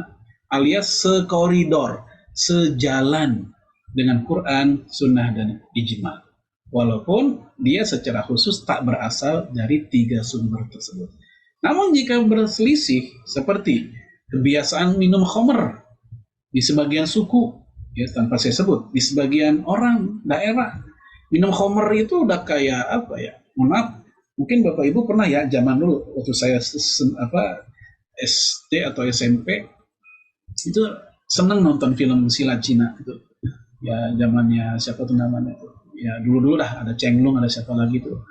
Nah itu kan mereka tuh pasti ada yang mabok ya, mabok judi itu memang udah kulturnya. Nah walaupun ini urf tapi bertentangan dengan Islam ya nggak boleh. Ya, jadi urf yang dimaksud dalam konteks pembahasan mazhab Hanafi adalah urf yang tidak bertentangan dengan syariat walaupun syariat belum membahasnya. Syekh Ali Jum'ah mengatakan, Hanafiyah mengatakan bahwa dikala tidak ada nas, maka apa yang ditetapkan oleh tradisi adalah sama seperti yang ditetapkan oleh dalil syar'i. Dan apa yang ditetapkan oleh tradisi maka sama dengan yang ditetapkan oleh nas. Atau bahasanya itu ya ma thabitum bil urfi thabitum bin nas. Itu dikatakan oleh para ahli fikih. Apa-apa yang dimunculkan oleh tradisi maka dia setara dengan dalil. Ketika apa? Ketika emang dalil secara khusus nggak ngomongin tradisi itu. Nah, kemudian Syekh Abdul Wahab Khalaf mengatakan tradisi ada 2. Ada tradisi yang sahih, yaitu tradisi kebiasaan yang nggak bertentangan dengan dalil tadi, ya, tidak menghalalkan yang Allah haramkan dan tidak membatalkan yang wajib, tidak menganulir yang wajib.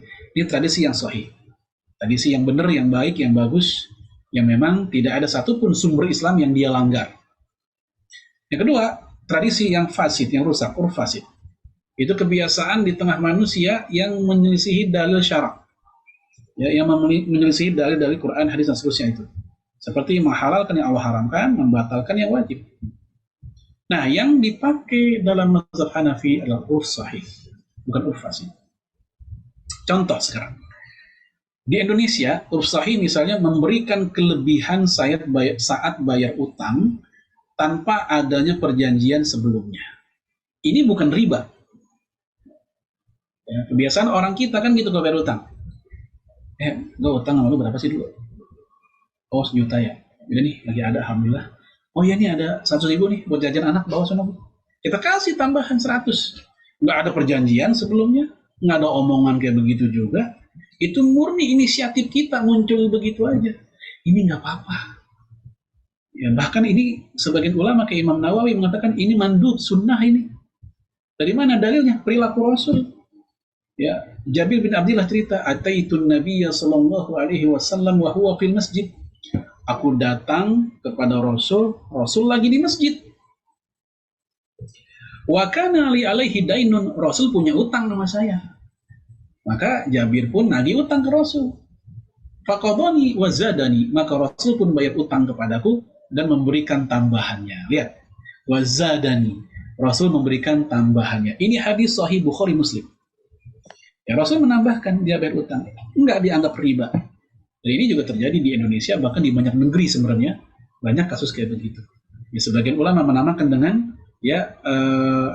husnul qadha, yang membayar atau melakukan kewajiban lebih baik dari seharusnya.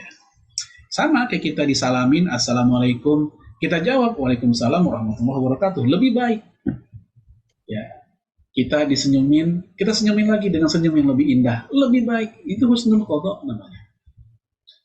Baik, contoh yang kedua, uruf sahih yang kedua, al-waqiroh.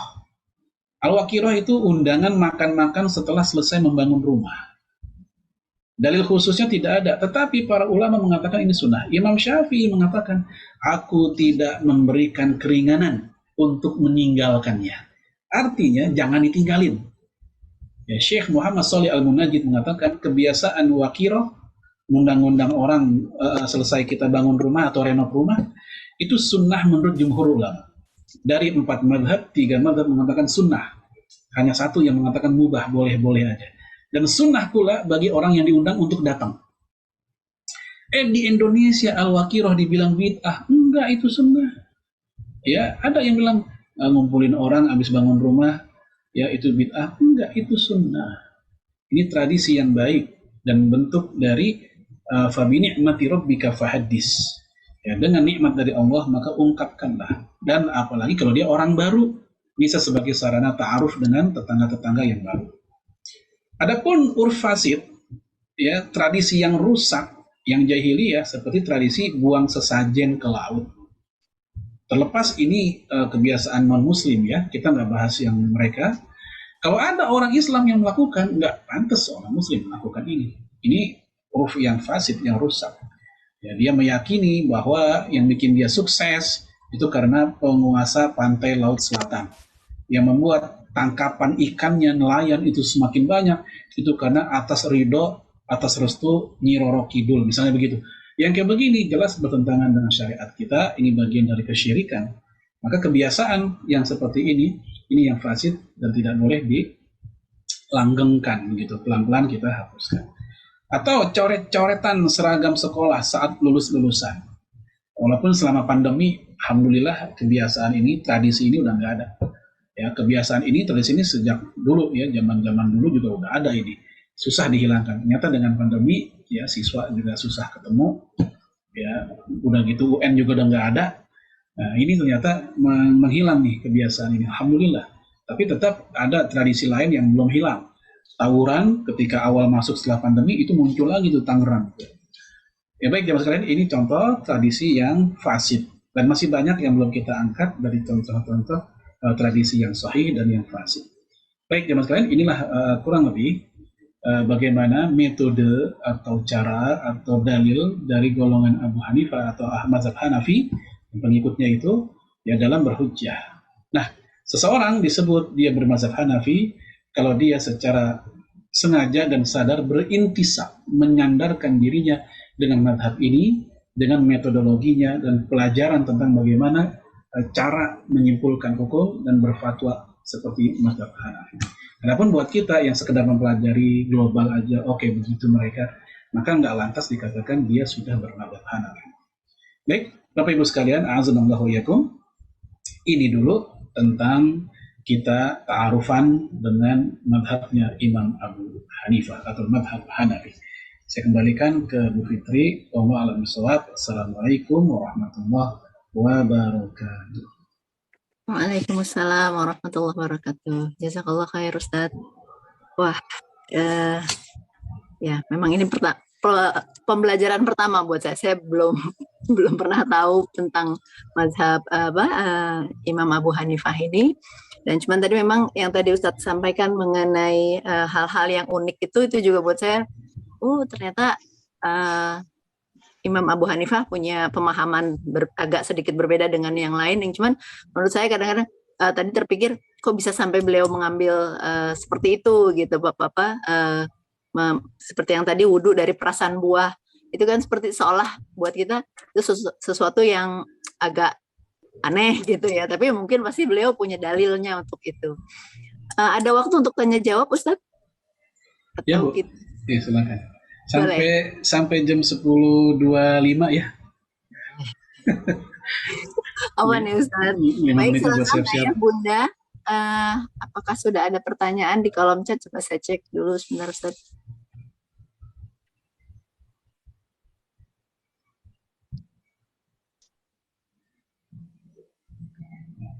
Sepertinya belum ada.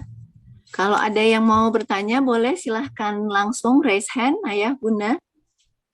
Ada satu pertanyaan Uni dari Mbak Ririn sepertinya. Oke. Mbak Ririn.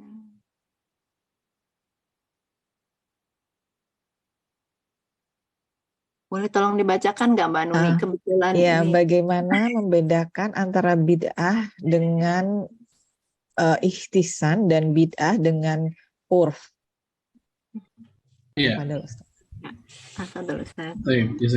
Jadi perbedaan antara keduanya jelas pada konsep awalnya, konsep dasar. Bid'ah itu adalah hal-hal baru yang memang bertabrakan dengan Quran atau sunnah atau ijma atau qiyas. Bukan hanya semata-mata tidak ada di zaman Nabi, bukan semata-mata tidak dilakukan oleh Nabi, lantas dia bid'ah. Tidak begitu konsepnya. Tapi bertabrakan memang, bertentangan. Sebab kalau semata-mata tidak ada di zaman Nabi, maka belajar tajwid jadi bid'ah. Karena di zaman Nabi, tajwid, ini ikhfa, ini izhar, ini idgham, belum pernah ada di zaman Nabi. Kalau semata-mata tidak ada di zaman Nabi itu bid'ah, maka nanti ya pembagian nama-nama ilmu fikih, ilmu hadis, ilmu ulumul Quran, ilmu ini, ilmu itu pun jadi bid'ah. Di zaman Nabi nggak pernah ngajar ke para sahabat, sekarang kajian kita tentang fikih ya, enggak. Ya, jadi tidak simpel untuk mengatakan itu bid'ah dengan semata-mata tidak ada di zaman Nabi atau sahabat. Yang penting adalah ketika hal baru tersebut sama sekali tidak sejalan dengan semua sumber Islam alias bertabrakan, itulah bid'ah. Tetapi ketika hal baru itu sekoridor, sejalan dengan semua sumber Islam, walaupun nampaknya kita baru tahu gitu ya, maka dia tidak dikatakan bid'ah. Saya ambil contoh lain, seperti misalnya ucapan minal aidin wal faizin. Ini nggak boleh dikatakan bid'ah, walaupun dalam hadis Nabi enggak, Quran juga enggak. Tetapi yang namanya ucapan-ucapan kebaikan, apalagi masalah duniawi, ini kan duniawi itu. Itu bukan masalah ibadah ritual, tapi ini ucapan sapaan di kala hari raya. Yang mana memang luas, tidak ada aturan baku. Karena nggak ada aturan baku, maka kembali kepada kebiasaan masing-masing negeri. Makanya sebagian negeri Islam menggunakan bukan minal aidin, dia pakainya iduka mubarak. Semoga hari rayamu berkah. Yang lain menggunakan minal aidin wal faizin. Ya, ada yang menggunakan taqabbalallahu minna wa minkum. Ini bukan dari Nabi, ini dari sahabat. Ucapan taqabbalallahu dari sahabat, bukan dalam sunnah Nabi. Baik, jadi standar kayak gitu. Nah, istihsan dia ada dasarnya. Ingat tadi hadisnya, ma ra'a muslimuna hasanan fahuwa indallahi hasanun. Apa-apa yang di mata orang beriman itu baik, maka di sisi Allah itu juga baik. Istihsan ada dasarnya. Ya, sementara bid'ah itu yang bertabrakan.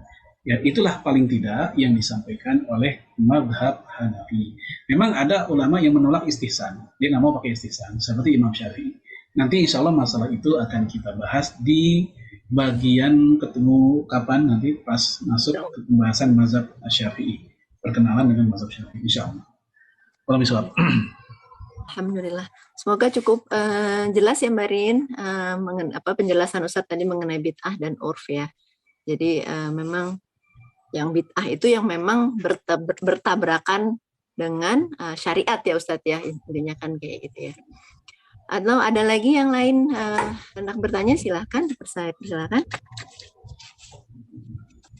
Karena kita baru belajar satu nih ya, baru mempelajari tentang mazhab Imam Abu Hanifah. Jadi belum bisa istilahnya membandingkan antara satu dengan yang lain gitu. Oke, kepada Mbak Aya silakan. Baik, jazakillah khair Uni. Ustadz, yang ingin saya tanyakan seperti yang tadi Uni jelaskan itu, mengingat Imam Abu Hanifah ini bahkan pernah bertemu dengan sahabat, pernah meriwayatkan hadis dari sahabat. Nah, apa yang menyebabkan beliau mempunyai pendapat-pendapat unik seperti tadi?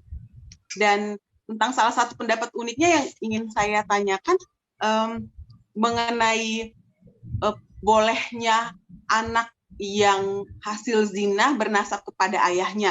Nah, ketika dijelaskan tentang pendapat Syekh Wahbah Zuhaili itu, apakah pendapat Syekh Wahbah Zuhaili ini adalah pendapat jumhur ulama, dan bolehkah orang sekarang yang mayoritasnya gak bilang bermazhab Syafi'i ya, karena berdasarkan pendapat Ustadz, kalau kita bilang bermazhab berarti kita harus paham metodologinya.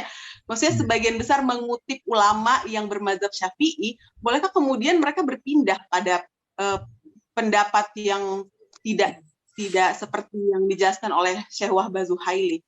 Terima kasih Ustadz. Terima kasih Nuni. Iya, jazakallahu khairan. Iya. Kenapa Imam Abu Hanifah, padahal dia ketemu dengan para sahabat, kok bisa ada pendapat-pendapat yang unik?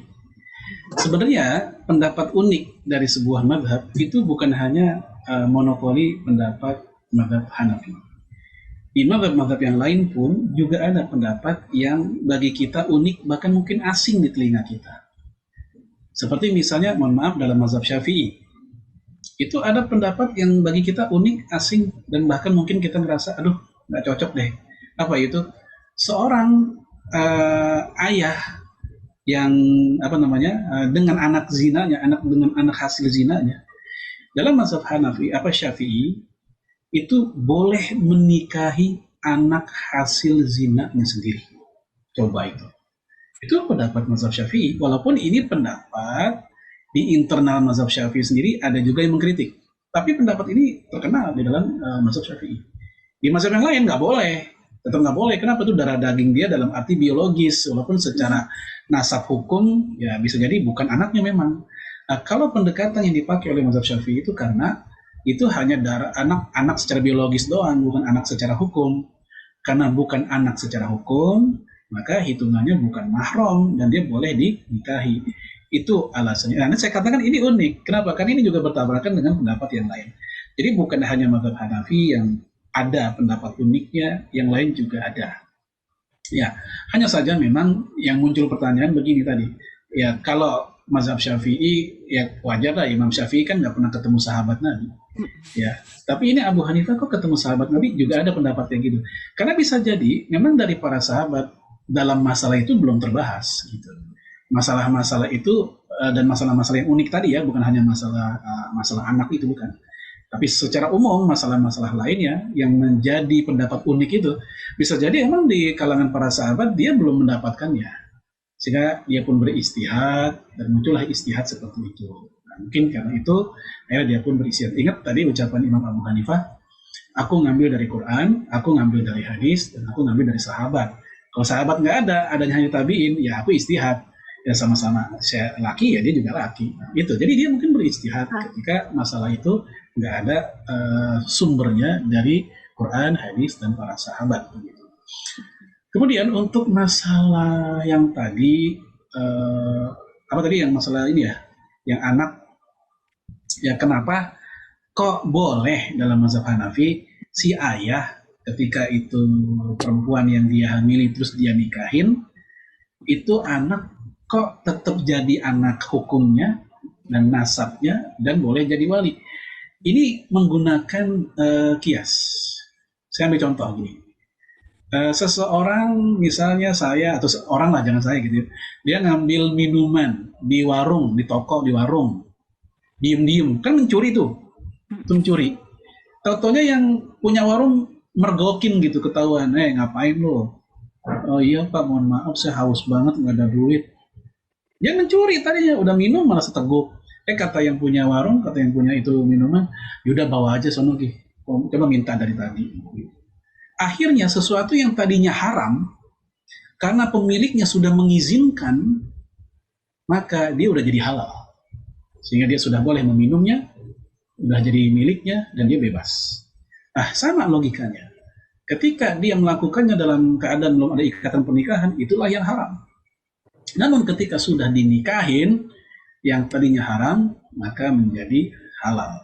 Maka dia pun, si anak yang ada di kandungan wanita tersebut, sah menjadi anaknya, baik anak biologis dan anak secara hukum, sehingga berdampak pada perwalian dan warisan pun juga dapat. Dari situ jalan berpikir golongan Hanafi, yaitu di usia berapapun nggak ada pembedaan pernikahan tersebut, pokoknya si anak tetap menjadi anaknya dia. Begitu. Cuman ada satu tambahan ya, dalam mazhab Hanafi, kalau orang nikah dalam kondisi hamil, dan yang menghamili adalah si lakinya itu, maka sepanjang masih hamil itu si suami nggak boleh menggauli istrinya, ya, sampai melahirin, sampai selesai nifasnya. Apa alasan beliau, rahimahullah, agar tidak tercampur antara benih halal dan benih haram. Ini golongan mazhab Hanafi. Baik. Adapun dalam mazhab Syafi'i dan lain, nah ini yang paling umum yang tadi kata Syekh Wahbah Zuhaili, dia berhak jadi nasab atau walinya itu kalau sempat dinikahinya sebelum 4 bulan. Kenapa kok ukurannya 4 bulan? Karena usia 4 bulan itulah kehamilan 4 bulan di mana ruh sudah ditiup. Ya, ketika masih 2 bulan kan belum jadi orang, baru bentuknya aja, tapi nyawanya belum ada. Nah, ketika dinikahi di saat seperti itu, dia masih boleh. Ya, namun ketika udah jadi orang, ya, udah jadi wujud orang bernyawa dan ada gerakan umur 4 bulan, 5 bulan dan seterusnya, itulah udah nggak boleh lagi dikatakan menjadi ayah hukum, kemudian lain-lainnya tadi. Itu alasannya. Namun sekali lagi kedua-duanya sama-sama ranah ijtihad. Kenapa? Karena secara khusus tidak ada penyebutan detail-detail kayak begitu dalam Quran dan Sunnah, sehingga itu ranah ijtihad, sehingga tidak ada ijma dalam masalah. Kalau misalnya, ya. Alhamdulillah. Bagaimana Mbak Yaya? Kalau ada yang mau ditanyakan lagi silahkan. Sudah cukup puas dengan penjelasan Ustadz? Sudah Uni, jazakallah Ustadz. Oh ya. Ini ada 2 pertanyaan Ustadz, sebentar. Yang pertama Pak Dudi sepertinya belum relate dengan ini, dengan materi kita hari ini. Nanti setelah ini ya Pak Dudi ya kita ini kan. Ini pertanyaan yang selanjutnya dari Ibu Neni. Assalamualaikum Ustadz. Apakah mengirim bacaan Al-Quran untuk mayit atau masih ada mazhab yang membolehkan? Dan apakah hal ibadah ini boleh dilakukan? Jika masih ada mazhab yang membolehkan, maka apakah saya bisa berdalil dengan mazhab tersebut? Namun biasanya dalam beribadah yang memakai jarang memakai mazhab tersebut. Jazakallah khair. Mohon pencerahannya Ustaz. Baik. Ya, jazakallah khairan.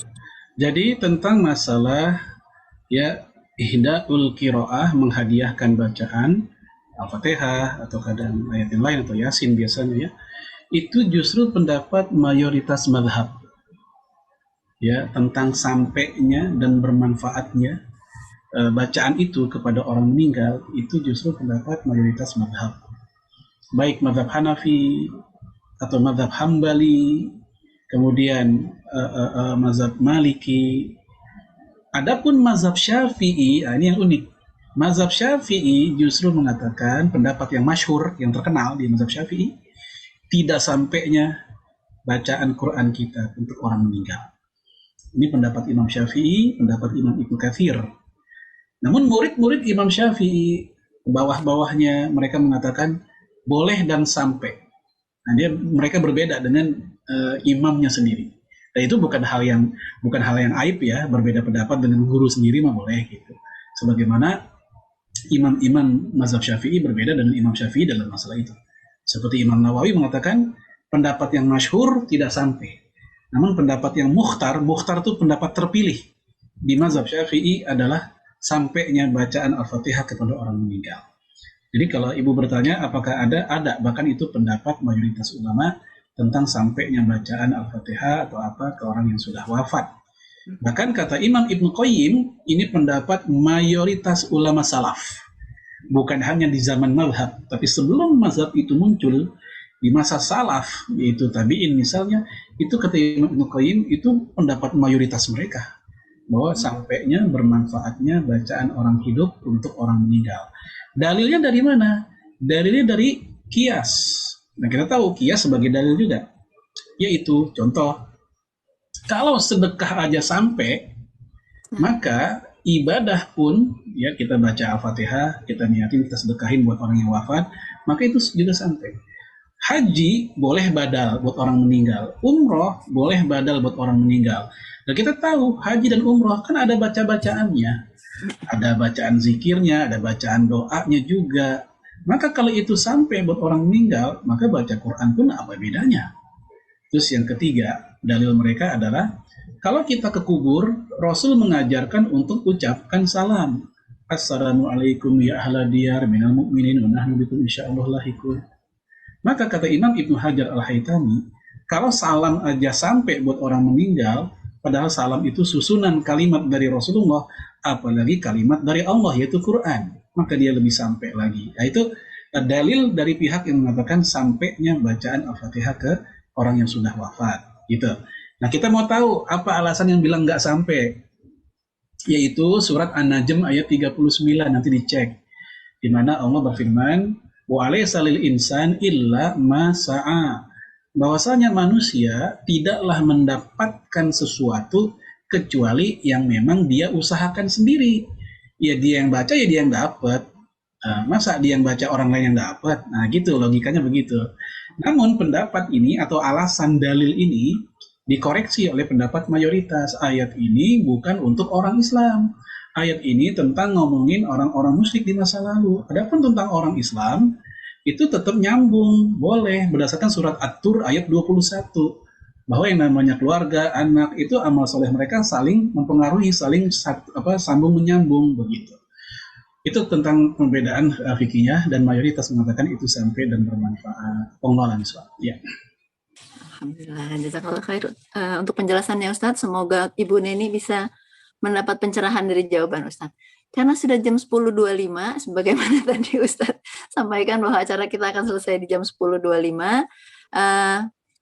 Terima kasih ya untuk yang sudah bertanya kepada Pak Dudi, atau bila ada yang masih ingin ditanyakan, boleh di DM di Instagram kami di @kajian.muslimah.azhari. Dan bagi Bapak, Ibu, Ayah, Bunda sekalian, mari sama-sama saya mengundang untuk sama-sama untuk demi keberlangsungan kajian kita, silakan infak di nomor rekening yang sudah dicantumkan di kolom chat. Terima kasih atas infaknya. Ustadz minta tolong untuk doa penutup sebelum kita selesaikan kajian kita pagi ini. Ya, baik Bapak Ibu sekalian, kita istighfar dulu. Astagfirullahaladzim. Astagfirullahaladzim. Hamdan syakirin, hamdan yuafi ni'amahu kafi'ul mazidah. Ya Rabbana lakal hamdu kama yanbaghi li jalali wajhikal karim wa azimi sultanik. Allahumma salli wa sallim ala nabiyyina Muhammad wa ala alihi wa sahbihi ajma'in. Allahumma taqabbal minna salatana wa qiyamana wa siyamana wa jami'a ibadatina ya mujibas sa'ilin. Rabbana la tuzigh qulubana ba'da idh hadaitana wa hab lana min ladunka rahmah innaka antal wahhab. Rabbana hab lana min azwajina wa dhurriyyatina qurrata a'yun waj'alna lil muttaqina imama. Allahumma amitna alal Islam, Allahumma ahyina alal Islam, Allahumma amitna alal Quran, Allahumma ahyina alal Quran, ya Allah ya Rabbal Alamin. Allahumma ighfir lil muslimina wal muslimat wal mu'minina wal mu'minat الأحياء منهم والأموات إنك سميع قريب مجيب دعوات يا قاضي الحاجات رب اغفر لنا ولوالدينا وارحمهم كما ربونا صغارا ربنا آتنا في الدنيا حسنة وفي الآخرة حسنة وقنا عذاب النار وصلى الله على سيدنا محمد وعلى آله وصحبه وسلم سبحانك رب العزة عما يصفون وسلام على المرسلين والحمد لله رب العالمين. Alhamdulillah. Terima kasih Ustadz untuk ilmu yang telah disampaikan pada pagi hari ini. Insya Allah bermanfaat buat kita semua yang sama-sama bersemangat untuk terus belajar dalam mencari ridha Allah. Allah khair Ustadz. Jazakumullah khair ayah bunda yang sudah hadir pagi hari ini. Semoga yang disampaikan bermanfaat.